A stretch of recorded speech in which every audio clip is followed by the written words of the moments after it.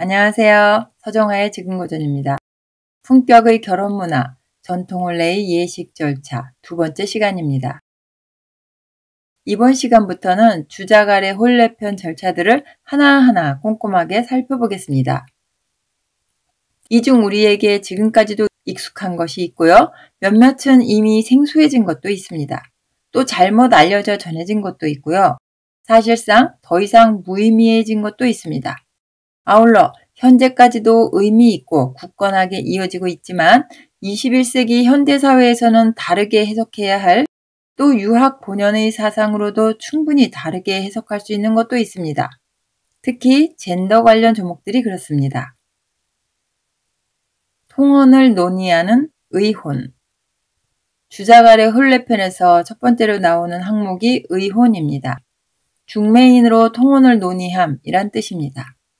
이 항목에 다음의 글이 부과되어 있습니다. 혼례를 치르는 적절 나이는 남자는 16에서 30세 사이, 여자는 14에서 20세 사이에 한다라는 내용이 있습니다. 혼인 당사자인 신랑 신부와 그리고 혼주는 1년 이상의 상인, 조부모, 부모, 배우자, 성인이 된 자식 등의 상중에 있지 않은 상태에 한다라는 내용이 있습니다. 이는 지금도 어느 정도 지켜지고 있습니다. 여기에서 혼주라는 표현이 있는데요. 현재 지금은 부모님이 생존해 계시면 거의 모두 부모님이 혼주 역할을 하십니다. 그러나 전통시대에는 부모님과 혼주가 꼭 동일인은 아니었습니다. 혼주란 원래 가문의 주인을 말하는 것인데요. 주인은 다른 말로 종자라고도 했습니다. 지금 우리들에게 종자보다 종손이라는 표현이 익숙합니다.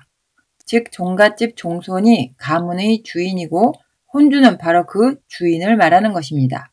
그렇기 때문에 이른바 혼주는 신랑의 아버지일 수도 있고 할아버지일 수도 있으며 더 나아가 가문 내 친척일 수도 있습니다. 일단 혼주의 개념은 결혼 당사자가 속해 있는 가문 내의 가장이라고 정의할 수 있겠습니다. 만일 신랑이 종자 자신이라면 자기 자신이 혼주 역할을 하지 않고요. 일가 친척 중에서 연장자가 그 혼주의 일을 대신 주관합니다. 오늘날의 혼주 역할은 이런저런 상황을 따지지 않고 대부분 그 아버지가 맡습니다. 따라서 이 영상에서는 혼주를 아버지로 상정해서 논하겠는데요. 다만 아버지와 혼주의 용어는 가능하면 서로 뒤섞지 않고 원문 그대로 쓰겠습니다. 의혼은 반드시 중매인을 통해서 진행합니다. 여자 집에서 혼인에 동의하면 바로 납체를 합니다. 신부를 채택하는 납체. 이 납체 의례를 혼인에 대한 말이 확정됨의 뜻인 언정이라고도 표현합니다. 우선 신랑의 아버지가 신부 집에 보낼 납체 서찰을 직접 준비합니다. 내용의 골자를 보겠는데요. 설명의 편의상 신랑과 그 아버지의 성명을 이몽룡과 이부사라고 가정하고 신부와 그 아버지의 성명을 성춘향과 성남원으로 가정해서 작성했습니다. 귀하께서 저희의 함의함을 낮춰보지 않으시고 중매자의 의논에 따라서 따님 춘향을 저의 아들 몽룡의 아내로 주시기로 허락하시니 이에 선인의 예법에 따라 삼가 사람을 보내 납체 의례를 합니다. 귀하께서는 살펴봐 주시길 바라오며 이만 줄입니다. 2022년 5월 5일 네모마을 이부사 여쭈입니다. 신랑의 아버지가 혼주가 아닐 경우에는 저의 아들 몽룡이라는 문구 대신에 저의 친속 이부사의 아들 몽룡으로 기록합니다. 신부의 경우는 보통 서찰에서 이름까지는 기술하지 않는데요. 옛날에는 여자의 이름이 대문 밖으로 흘러나가는 것을 꺼려해서 그런가 싶습니다만, 그러나 이 영상에서는 신부 이름을 기술했습니다. 서찰에 선인이라는 표현이 있는데요. 뒤의 서찰에서도 계속 나오기 때문에 잠깐 그 의미를 살펴보겠습니다. 이 경우의 선인은 자기는 선조를 말함이 아니라 유교의 예법을 만들었던 훌륭한 옛사람을 말하는 것입니다. 납치하는 날 신랑집 혼주는 새벽에 일찍 일어나 준비된 납치 서찰을 받들어 사당에서 조상님께 고합니다. 고할 때 읽는 축판의 문장은 이런 내용입니다. 부사의 아들 몽룡이 이미 장성하였는데 아직 배필이 없습니다. 세모마을 성남원의 딸 춘향을 아내로 드릴 것을 이미 의논하였고 오늘 납치를 하니 감격스러움을 감추지 못하겠습니다. 삼가 술과 과일을 차려 공경을 다하여 삼가 고합니다. 혼주의 형제나 자식을 납치 서찰을 가져갈 사자, 즉 대리자로 삼아서 신부집에 보내는데요. 따라다니는 시종인 종자도 딸려보내고 중매인도 동행합니다. 이때 원래는 패백으로 기러기 예물을 가져가야 하는데 간략하고 간소함을 추구하는 주작 아래에서는 납치 의뢰에서 이 기러기 예물을 생략했습니다. 기러기 예물은 원래 귀족인 대부 계층에서의 고급 예물인데요.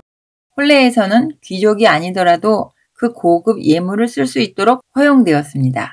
지금은 계급사회가 아니지만 요즘식으로 본다면 한우 선물 세트 정도라 할 수 있겠습니다. 상변 통고의 납치 항목 부분에 다음과 같은 세 주가 부과되어 있습니다. 주자가 말하길 귀족인 대부의 패백은 기러기이고 하급 관료인 사의 패백은 꿩이다.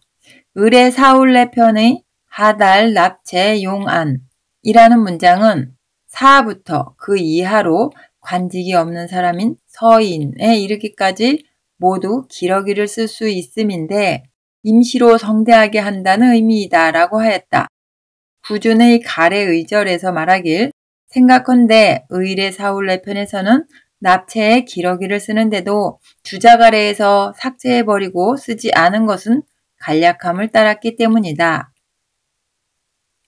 즉 원래는 있어왔던 것을 주작 아래의 저자가 혁신적으로 이 절차를 빼버렸다는 설명입니다.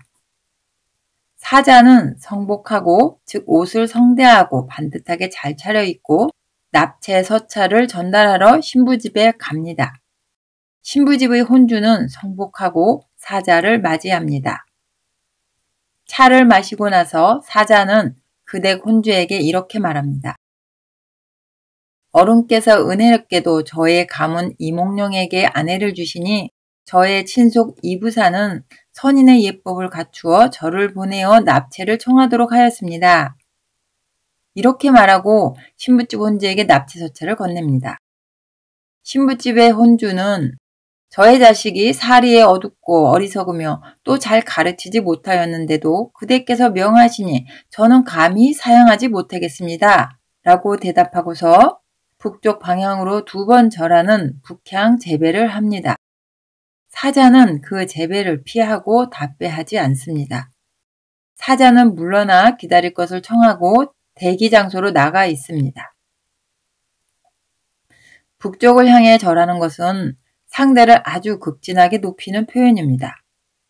그것은 서로 대등한 대대 관계가 아닌 상하 관계에서 하는 예법으로 북향 제배한 사람이 자신을 상당히 낮춘 것입니다. 상대가 피하고 답배를 하지 않은 것은 그와 같은 극존의 의뢰를 차마 받을 수 없어서 사양한다는 의미가 있는 것입니다. 2번 절하는 제배, 다른 말로 이배라고 하죠. 이 제배는 돌아가신 분께만 올리는 것이 아닙니다.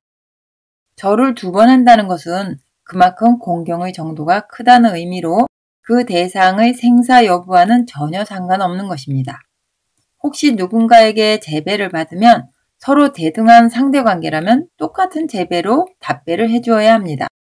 답배를 안 하는 경우는 본인이 그 상대에 비해 지존의 위치에 있거나 차마 답배를 할 수 없을 정도로 황송한 경우에 하나입니다.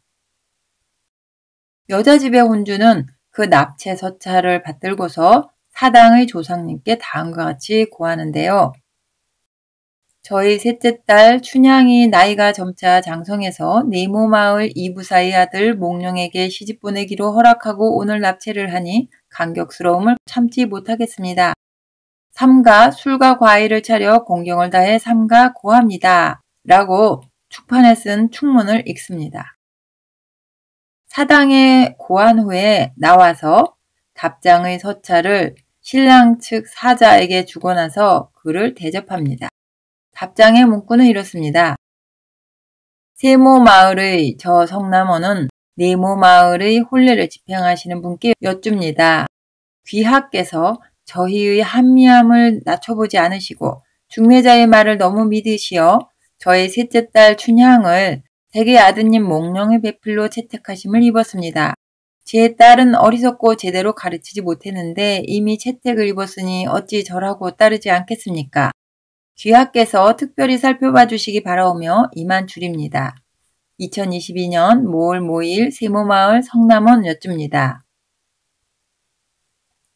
사자에게 술과 음식으로 대접할 것을 청하면 사양과 제차 권유가 있고 나서 여자집 혼주와 그 사자는 정식의 손님 접대 의례인 빈주 의례를 이행합니다.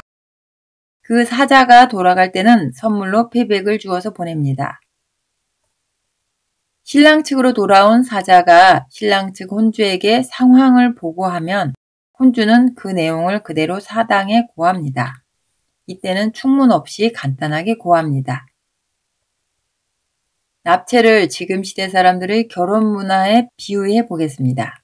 납체 의례는 한쪽에서 프로포즈하고 상대가 받아들이는 이벤트에 대비될 수 있겠습니다. 과거에는 가문 대 가문으로 진행되던 것이 지금은 당사자 대 당사자로 진행되는 것으로 변화된 것이 다를 뿐입니다. 비록 가문 사이에서의 납체가 아닌 개인 간의 납체이지만 지금 우리는 이 시대 나름의 정중한 납체를 하고 있는 것입니다. 아무 준비 없이 프로포즈하는 경우는 거의 없지요.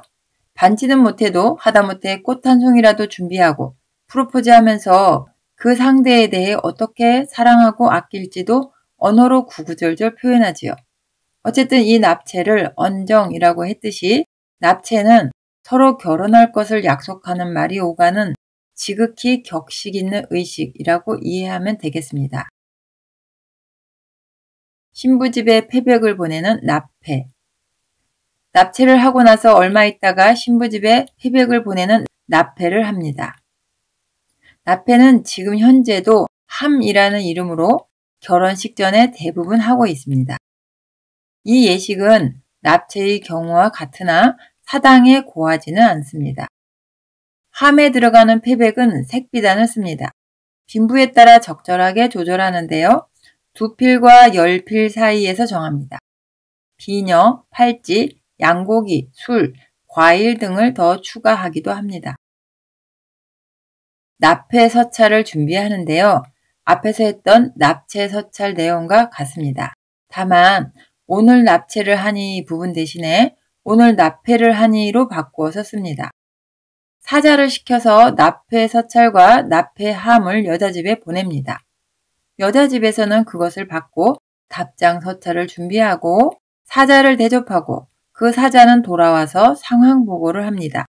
형식은 납체 때와 동일합니다. 두 집의 거리가 너무 멀거나 다른 연고가 있을 경우 납체와 납패를 한꺼번에 하기도 합니다. 주자가래에는 혼인날을 청해서 정하는 청기 항목이 없는데요.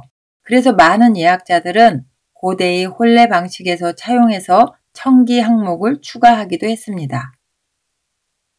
청기 의례는 이렇게 합니다. 납패 이후에 신랑집에서 신부집으로 다시 사자를 보내서 혼인날을 청하면 신부집 혼주는 상대방 층에서 날을 정해주는 대로 따르겠습니다. 라고 말합니다. 그러면 신랑 측 사자는 신부 댁에서 택일해주는 것을 받아오라는 명을 받았습니다. 라고 말합니다. 신부집의 혼주가 계속해서 정해주는 대로 따르겠습니다. 라고 말하면 신랑집의 사자는 거듭 허락하지 않으시니 제가 감히 기를 고하지 않을 수 있겠습니까? 라고 하면서 준비해간 날짜를 말해줍니다. 이는 결국 신랑 측에서 날짜를 정하는 것이 됩니다. 다음 시간에는 신랑이 신부를 친히 맞이하러 가는 친형례부터 시작하겠습니다. 감사합니다.